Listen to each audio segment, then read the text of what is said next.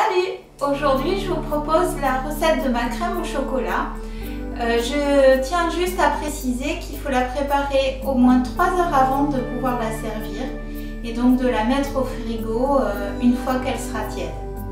Je laisse les ingrédients de cette recette dans la barre d'infos juste en dessous ma vidéo.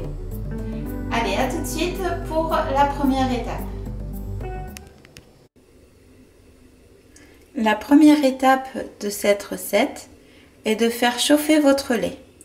Une fois que celui-ci sera chaud, il faudra verser vos carrés de chocolat et les faire fondre dedans. La deuxième étape est de mélanger dans votre saladier la maïzena et le sucre en poudre. Une fois que vous avez terminé l'opération du mélange maïzena-sucre, vous rajoutez dans votre récipient votre œuf et vous fouettez jusqu'à ce que votre mélange blanchisse. Maintenant que votre lait est chaud, vous devez y faire fondre votre chocolat. Donc vous le faites hors du feu, vous mettez vos carreaux de chocolat dedans et ensuite vous mélangez. Et vous devez obtenir ainsi un lait chocolaté bien lisse.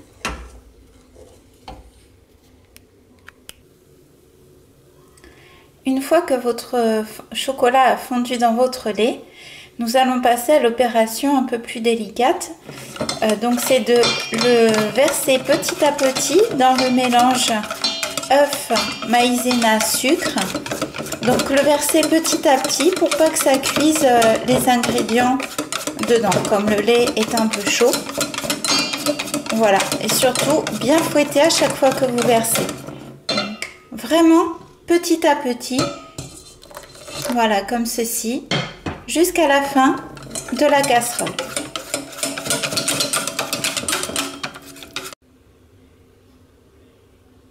Et vous voici arrivé à la dernière étape de la recette.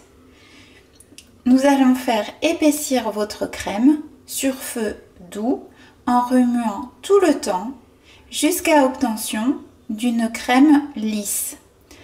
En général, il faut s'arrêter à la première grosse ébullition. C'est parti!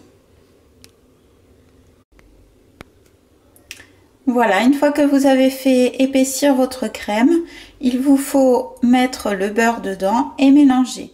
Si vous constatez qu'il y a des grumeaux dans votre crème, n'hésitez pas à passer un coup de batteur juste après.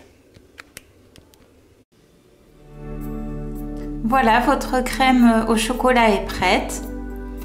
Si vous la trouvez un petit peu épaisse, vous pouvez la faire un petit peu plus liquide. Il suffit de la mettre un peu moins de temps sur le feu. Ça, c'est à vous de voir.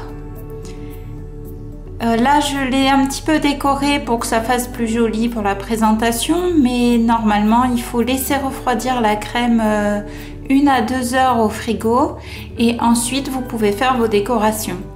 En général, je mets une petite framboise ou une fraise dessus. Ça fait très joli, ça rehausse le ton du chocolat. Il existe aussi une variante de cette recette avec du chocolat noir corsé. C'est encore meilleur pour ceux qui aiment le chocolat vraiment intense. Voilà, j'espère que cette recette vous a plu, qu'elle vous plaira au goût aussi. Je vous fais de gros bisous et puis à très bientôt pour une nouvelle recette. Ciao!